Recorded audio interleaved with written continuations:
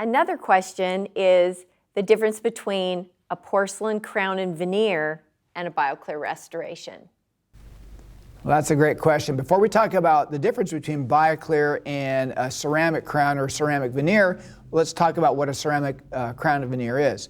Basically, when a tooth is devastated enough, we will grind the tooth down some more and remove about 76% of the volume of the tooth. And this is what it looks like after we've ground the tooth down.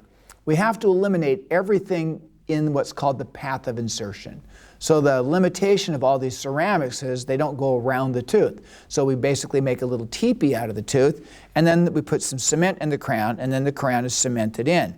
So the first problem is we have to take away about 76% of the tooth.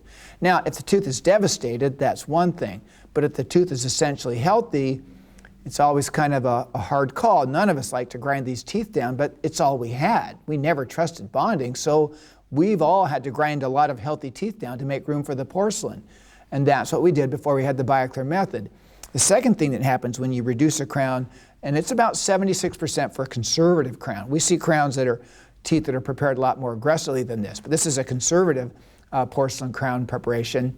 About 1 in 5 teeth, according to the research, will need a root canal. And so the problem is, if you've taken away 76% of the tooth, you cement the crown in, and then a few months later, a few years later, you get a toothache or an infection or a little pus pocket near the crown because of the inside of the tooth has lost its vascularity, it's lost its vitality. You have to make a hole on the inside of the crown, removing more tooth structure to do the root canal.